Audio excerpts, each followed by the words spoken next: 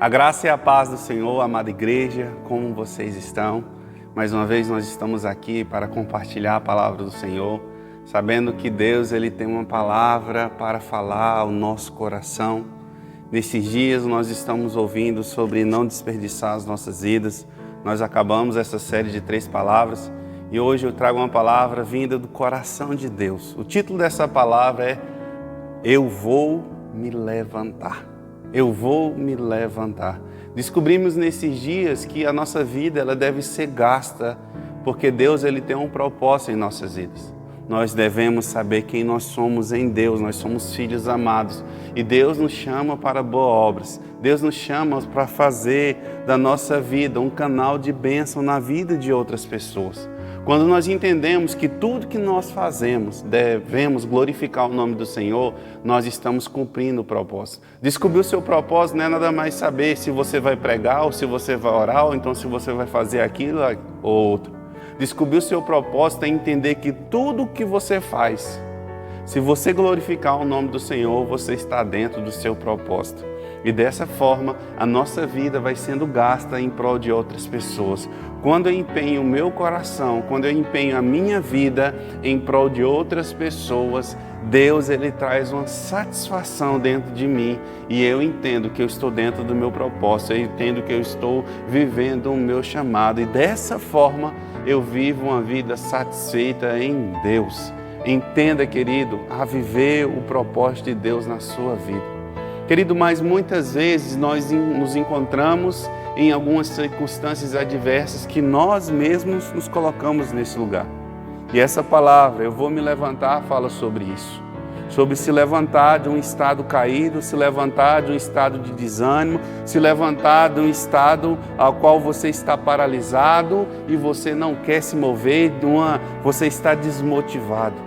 Hoje a palavra que Deus traz para você, que essa palavra seja gerada no seu coração, é o seguinte: eu vou me levantar. Essa é a ideia central dessa palavra. Eu vou me levantar.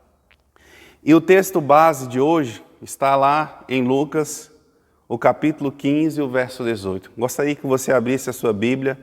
Fala o seguinte: levantar-me-ei e irei ter com meu pai, e dizer-lhe-ei: Pai, pequei contra o céu e perante ti. Levantar-me-ei e terei com o meu Pai. Jesus, ele ensina, através de parábolas. As parábolas são histórias que Jesus utilizou para falar dos mistérios de Deus. A palavra do Senhor fala que Deus ele é profundo e através do Espírito, através de Cristo, nós acessamos as profundezas de Deus. Então Jesus, ele usa essas parábolas para ministrar e para demonstrar quem é o Pai. Então, nesse texto de Lucas, nós vemos, essa é a famosa história do filho, pródigo, o filho que se perdeu, o filho que deixou a casa dos pais. Você conhece toda a história, O filho chega diante do pai e fala: Pai, eu quero a minha parte da herança. O pai, com muito remorso ali, ele divide a herança, dá a parte para o filho que fica, o filho mais velho, e dá a outra parte para o filho mais novo. E esse filho mais novo, nós vemos a história que ele sai para uma terra longínqua e nesse lugar ele gasta todos os seus bens, Ele se perde no mundo e ele cai da presença do Pai. Ele sai da presença do Pai e ele sai do seu propósito. E ele perde tudo que tem, ao ponto de estar trabalhando para um senhor, cuidando de porcos, e desejar comer as bolotas, comer a lavagem, comer aquilo que os porcos comiam para sobreviver. E nesse momento, ele diz essa frase: levantar-me-ei e irei ter com meu pai, e dizer-lhe-ei: Pai, pequei contra o céu e pequei contra ti. Então esse filho, ele está ali, treinando aquilo que vai falar para o pai, ele se arrepende e quer voltar para os braços do pai. Nesse texto, de Mateus 15, nós temos 3 histórias, preste atenção, 3 histórias que contam o poder da reconciliação que há em Cristo. Deus, ele deseja que o homem se reconcilie com ele. Então Jesus, né, ele é questionado por alguns fariseus que estavam ali diante dele. Se você começar a ler esse capítulo, você vai entender. Eles começam a questionar por que Jesus comiam e sentavam na presença de pecadores. E Jesus, para falar o seu motivo, ele dá 3 histórias, ele conta 3 parábolas. A primeira palavra, né, da ovelha perdida, a segunda da dracma perdida e o terceiro é do filho perdido. Cada história mostra um ponto, cada história mostra uma faceta daquilo que Deus ele quer. Deus ele quer reconciliar o homem. Eu vou ler de forma aqui, primeiramente, falar sobre a dracma perdida. Nesse texto, nessa parábola, nós temos uma mulher que tinha 10 dracmas, 10 moedas, 10 valores. E essa mulher, ela perde dentro da sua casa uma dracma. O que ela faz? Ela acende o candeeiro e de forma diligente, ela procura por toda a casa e encontra a dracma perdida. E depois dela encontrar a dracma perdida, ela chama a sua vizinhança para fazer uma festa. Todas as vezes que um pecador se arrepende, há uma festa celebrada no céu. Os anjos louvam o nome do Senhor. Há poder, querido, na reconciliação. Há poder quando um pecador se arrepende e se volta para Deus. Nessa parábola nós entendemos, querido, o poder do conjunto. O poder de estar em comunhão. Quando você vai, querido, comprar uma dúzia de ovos, você compra a dúzia de ovos, mas se você chega na sua casa e está faltando um ovo, mesmo que o valor de um ovo não seja tão elevado, o que é que você faz? Você volta num lugar para requerer o seu ovo. Aquele ovo, né, que está faltando para a sua dúzia. Há poder no Pai, querido. Deus está falando que você deve viver a completude dele. Do que adianta ganhar o mundo inteiro e perder a sua alma? Há poder num conjunto, há poder nessa reconciliação. No segundo texto, querido, nós vemos ali, né, uma ovelha que se perdeu. Eram 100 ovelhas, o pastor tinha 100 ovelhas e uma das ovelhas, ela se perde. Ela se perde e aquele homem, ele guarda as suas outras 99 ovelhas e vai atrás dessa ovelha perdida. Creio eu que seja num lugar, né, montanhoso, ele vai e sobe, ele procura aquela ovelha e a palavra do Senhor fala que quando acha a ovelha, ele coloca a ovelha sobre os seus ombros e leva para o lugar aonde deveria estar. Mais uma vez Deus demonstrando. E quando aquele homem ele encontra aquela ovelha, ele chama ali os seus pastores, né? Ele chama as pessoas que estão à sua volta e celebra uma festa porque aquela ovelha estava perdida e ela foi-se achada. Aleluia! Então, querido, com essa parábola da ovelha, nós entendemos que a dracma perdida, ela não sabia que ela estava perdida. Muitas pessoas, o ímpar, aquelas pessoas que não conhecem a Deus, elas não sabem que elas estão perdidas. Já a ovelha é diferente. A ovelha, ela sabe que ela está perdida, porém, ela não sabe voltar para o seu lugar de origem. Mas só que nessa palavra desse filho pródigo, nós sabemos que ele sabe que está perdido, mas só que ele sabe também que ele pode voltar para a casa do Pai. Nós vemos aí uma história, uma questão de valor entre uma história e outra. Primeiro nós temos uma dracma que se perde, 10%, uma dracma de 10%. Depois nós temos também uma ovelha que se perde de 100, 1% do que se perdeu, Deus ele vai atrás. E nós temos também o filho que se perde, eram 2 filhos, 50%. Em 50%, em 10%, em 1%, Deus deixa tudo parado em um lugar. Deus deixa tudo guardado em um lugar, na verdade, para ir atrás daquele que se perdeu. Só para você entender, querido, o valor que Deus ele dá para você. Não interessa se você é de 1 ou de 10 ou de 50%. Deus ele dá um valor excepcional à sua vida. Por isso que há um grande poder. Deus ele quer resgatar você e Deus quer te levantar para aquilo que ele te chamou. Para um grande propósito que ele te chamou. Se nesses dias você está desanimado, se nesses dias você se sente cansado, se nesses dias você está fadigado, eu queria falar para você que você vai se levantar. Deus vai te levantar e vai fazer você como uma barreira, como um estandarte, e você vai experimentar o poder da reconciliação. Lá em Romanos, capítulo 3, o verso 23 e 24, fala o seguinte, todos pecaram e estão destituídos da glória de Deus. Todos pecaram, todos caíram, todos se levantaram, na verdade, nasceram já caídos. Mas através de Cristo, sendo justificados gratuitamente por sua graça, por meio da redenção que há em Jesus. Então é através de Jesus que nós somos reconciliados com Deus. Todos pecaram e foram destituídos da glória de Deus. A cruz, querido, ela tem vários feixes de luz. A cruz fala de justificação. É como se eu estiver diante de um tribunal e o sangue de Cristo me justificar diante de Deus. Não há nada que eu possa fazer de bem para que eu me justifique diante de Deus. Mas através do sacrifício de Cristo, eu sou justificado nele, diante da presença de Deus. Outra coisa que a cruz fala, querido, é da propiciação. A Bíblia fala que Deus se acendeu sua ira sobre o homem. O que é que acontecia lá no Antigo Testamento? O homem pecava e para aplacar a ira de Deus que se acendia, o homem fazia um sacrifício no tabernáculo e através daquele sacrifício a fumaça subia e aquela fumaça agradável, ela aplacava a ira de Deus. O sacrifício de Cristo, querido, ele também foi um sacrifício de propiciação. A ira de Deus foi apaziguada através do sacrifício de Cristo na cruz. E outro feixe de luz, querido, do sacrifício de Cristo é a reconciliação. Reconciliação fala de família. Reconciliação fala de laços familiares que estavam quebrados. Quando nós nos achegamos a Cristo, nós somos reconciliados através da sua graça em Cristo com Deus. E Ele te levanta para um propósito grandioso. Ele te levanta para fazer boas obras.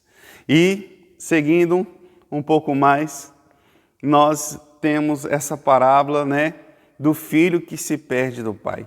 Nós vemos aqui, querido, uma impaciência, um filho impaciente. A palavra do Senhor fala que debaixo do céu há um tempo determinado para todas essas coisas. E aquele jovem agindo de impaciência, não vivendo o fruto do Espírito. Você sabe qual é o fruto do Espírito? Aquele jovem não estava vivendo a paciência que nós recebemos de Deus. O fruto do Espírito. Então ele quer avançar além do tempo determinado. Ele quer herança, mas o pai dele ainda não tinha morrido. E ele quer essa herança e ele vive nessa impaciência.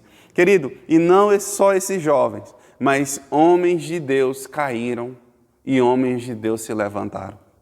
Lá em Gênesis 25, nós vemos Jacó enganando o seu pai, enganando o seu irmão, na verdade. Ele engana o seu pai, ele engana o seu irmão, ele engana o seu sogro, porque ele estava caído. Mas só que Deus, ele levanta Jacó. E Deus, ele levantou Jacó como um príncipe do Senhor. Mesmo se você estiver caído, entenda que Deus quer te levantar como um príncipe. Nós temos também o exemplo de Sansão, um nazireu de Deus, que no ventre da sua mãe foi separado para uma grande obra. Da mesma forma que você foi separado para uma grande obra, Sansão, ele foi separado. Mas só que Sansão viveu a largo do propósito. Sansão, ele brincou com aquilo que Deus tinha para ele. E Sansão estava fraco. Sansão perdeu tudo que tinha, mas só que em Estaol, Deus levanta Sansão. E a palavra do Senhor fala que na sua morte ele fez mais obras do que na sua própria vida. Perdendo a vida dele, ele ganhou a vida dele em Cristo, por amor a Cristo. Outro exemplo também, querido, nós vemos um homem segundo o coração de Deus. Davi, o grande batalhador, o grande conquistador, o homem que matou Golias. Davi, ele cai com a mulher de Urias e ele se arrepende. Ele fala o seguinte, lá no Salmo 51, verso 4, pequei contra ti e somente ti.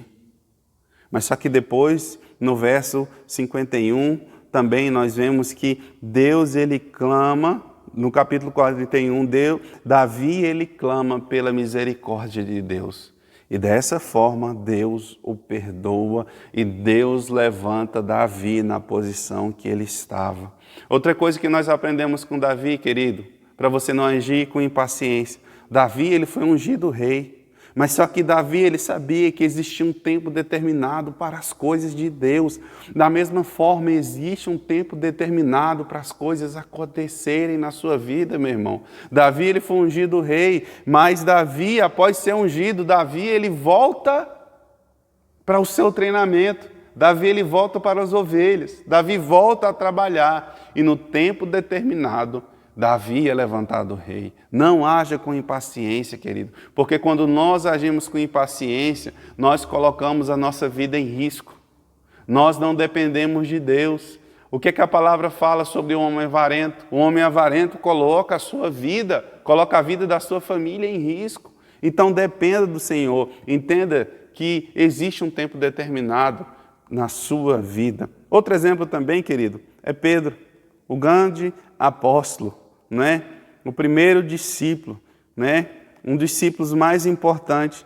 Jesus, né? Pedro ali, ele nega a Jesus. Jesus fala que ele ia negar Jesus 3 vezes e ele nega. E Pedro, ele cai. Pedro, ele volta para o lugar onde ele estava, que era pescando. Mas só que Jesus vai lá mais uma vez e levanta Pedro. Esses, queridos, são exemplos de grandes homens que pecaram, grandes homens que caíram, mas grandes homens que creram e confessaram que eles iam se levantar. Que nesse dia você fale, eu vou me levantar. Eu vou me levantar para o propósito eterno de Deus na minha vida. Eu vou me levantar para tudo aquilo que Deus tem para mim. A minha vida, ela tem um propósito. Eu tenho um chamado e esse chamado vai se cumprir porque Deus tem uma palavra na minha vida. Amém? Essa palavra, querido, ela tem 2 mensagens, na verdade. Primeiramente, é para aqueles que estão de pé. E segundo, para aqueles que estão caídos. A palavra do Senhor fala para aqueles que estão de pé, lá em Coríntios 10, 12. Aquele, pois, que está de pé, que cuide para que não caia. Então, querido, se você está perseverando, se você está fazendo a obra do Senhor, se você tem cuidado da sua família, se você tem trabalhado justamente, se você tem experimentado mais de Deus nesses dias, entenda que você deve ficar vigilante. Você que tem sido constante, entenda que Deus tem mais para você, mas você deve permanecer em pé e você deve ter cuidado. Lá em Romanos 11, verso 20, fala o seguinte, está bem, pela sua incredulidade foram quebrados, e tu que está em pé é pela graça. Então, não se ensoberbeça, mas tema. Ou seja, você que está de pé, você deve entender que foi pela fé. Você está em pé pela fé, não pelo aquilo que você pode fazer. É mais simplesmente por crer naquilo que Deus tem para a sua vida. Não se ensoberbeça, querido.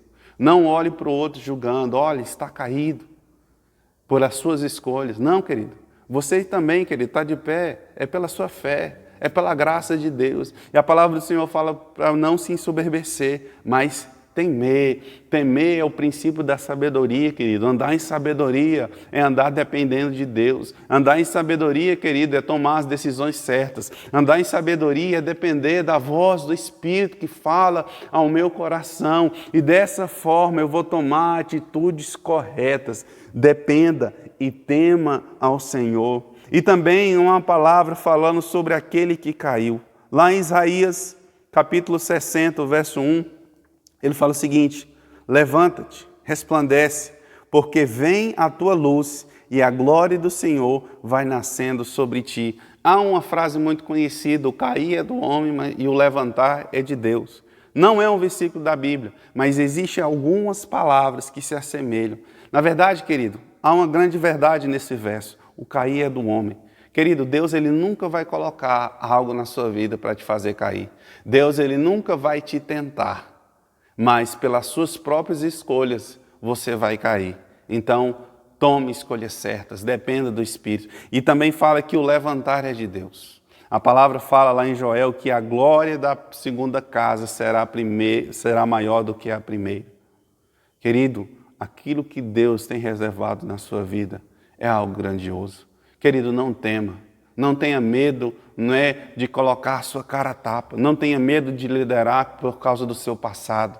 Não tenha medo, querido, de assumir uma posição em Deus pelaquilo que você já fez. Eu queria falar para você que Deus, Ele ama quando você se arrepende. Deus, Ele ama comer com pecadores. Deus, Ele ama estar com pecadores, porque quando Ele está com pecadores, é sinal que ali, naquele lugar, há arrependimento. E aquele que se arrepende, ele muda de direção. Entenda, querido, que há um poder na reconciliação.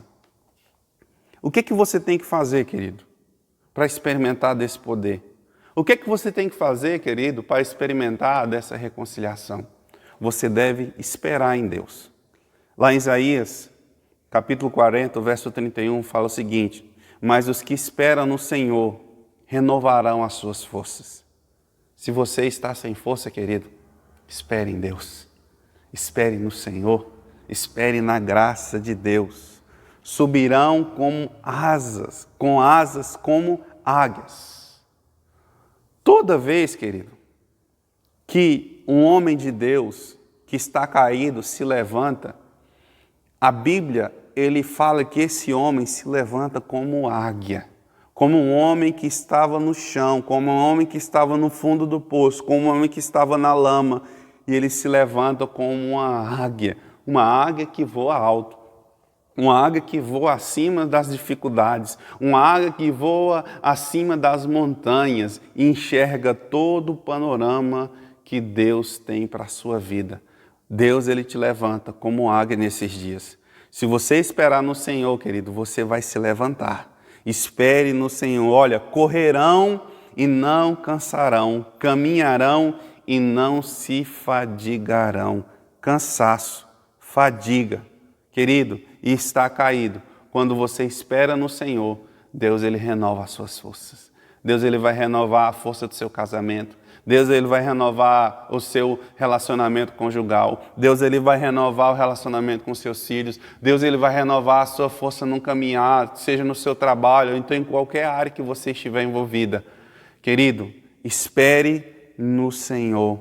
Lá no Salmo 147, verso 11, fala o seguinte: o Senhor se agrada dos que o temem e dos que os que esperam pela sua misericórdia. Esperar em Deus, temer ao Senhor, esperar na sua misericórdia, esperar na sua graça, querido. Deus, Ele se agrada daquele que espera nele. Deus, Ele se agrada daquele que estava no pecado e agora está resplandecendo na luz. Oh, meu irmão, entenda que Deus, Ele se agrada de ti. Não existe nada ou ninguém, nenhuma circunstância pode te separar do amor de Deus. Se você caiu, você vai se levantar em nome de Jesus. Querido, para concluir essa palavra, eu quero falar algumas verdades para você. Todas as coisas cooperam para o bem daqueles que amam a Deus. Tudo coopera, querido. Sabendo que tudo coopera, isso não te dá o direito de viver uma vida errante. Não dá o direito de viver uma vida em pecado. Mas entenda, querido, que tudo coopera. Tudo que você está passando está cooperando para o seu bem. Outra coisa também, querido, que é que a graça de Deus, ela muda a sua perspectiva. Lembra quando aquele filho perdido estava ali com os porcos? Ele, querido, ele tomou posse da graça de Deus, ele tomou posse da justiça de Deus, ele se arrependeu, querido, porque a graça muda a nossa perspectiva, a graça muda quem nós somos. Ele falou: se eu for ao meu Pai, mesmo sabendo que eu estou aqui na minha pior temporada, Ele vai me aceitar. E quando nós vemos o decorrer, o desfecho dessa palavra, o pai correndo ao encontro do filho, Deus está correndo ao seu encontro. Se você está caído, se você está de pé também, Deus, Ele está correndo ao seu encontro. Deus, Ele sai do tempo natural e corre ao seu encontro. É a primeira vez que nós vemos Deus correndo aqui na Bíblia, querido. Um pai que corre, um pai que sai do tempo determinado justamente, querido, por causa de você. Deus extrapolando o tempo, Deus correndo ao seu encontro. E outra coisa também, querido, você muda com aquilo que você fala. A palavra do Senhor fala, crie, por isso falei. Você não vai mudar com aquilo que as outras pessoas falam para você mudar. Você vai mudar quando você confessar. O que é que aquele jovem falou? Vou me levantar. Que nesses dias, que agora, que nesse momento dessa palavra você fale, vou me levantar, vou me levantar, vou me levantar, e a justiça de Deus vai resplandecer sobre você. Então creia naquilo que você fala para você mesmo. Determine na sua vida. Seja como um homem que determina sim na sua vida. Seja como mulher dessa forma. Sabe por quê? Porque há poder na sua língua. Há poder nas suas palavras. Lembra daquela mulher do fluxo de sangue? Se eu apenas tocar, serei curado. Se eu apenas tocar, ela confessou, querido. Confesse na sua vida. Confesse que você vai se levantar. Confesse que você vai ser curado. Confesse que você vai viver os propósitos de Deus na sua vida, em nome de Jesus. Feche os seus olhos, eu quero orar por você. Pai, nesse momento, eu coloco essa igreja diante da Tua presença. Eu coloco cada irmão diante da Tua presença. E eu declaro, Deus, ó Pai, que nós somos justos através do sangue de Cristo. Deus, ó Pai, não há nada ou qualquer circunstância, Senhor Jesus, ó Pai, que nos impeça, Deus, de chegar diante de Deus, a não ser pelas nossas próprias escolhas. E hoje nós declaramos ao nosso coração que nós vamos nos levantar. Deus, toma os teus filhos em tuas mãos. Deus, aquele que está desanimado, aquele que está triste, aquele, Senhor Jesus, ó Pai, que está temeroso, aquele que está com medo nesses dias, eu declaro em nome de Jesus que há um levantar, que há um despertar de Deus em suas vidas. Há uma nova onda vindo, ó Deus, uma nova onda de graça, uma nova onda, Senhor Jesus, ó Pai, onde o Senhor vai mudar as nossas perspectivas, onde os nossos olhos vão estar abertos, Deus, ó Pai, para tudo aquilo, Deus, ó Pai, que o Senhor já determinou em nossas vidas. Levanta e fortalece, que possamos crescer, Deus, ó Pai, em temor ao Senhor, sabendo que o Senhor se alegra, ó Deus, quando nós nos achegamos a Ti, em nome de Jesus. Se levante, querido, se levante, que você possa experimentar da palavra de Deus, que você possa experimentar tudo aquilo que Deus tem para você. Eu quero ver, querido, esse levantar na sua vida. Eu quero ver esse levantar no seu ministério. Eu já consigo visualizar, ó Deus, a sua família em Deus sendo levantada. O seu ministério sendo levantado e você vivendo os propósitos de Deus. Deus te abençoe, eu te amo e fica na paz do Senhor, em nome de Jesus.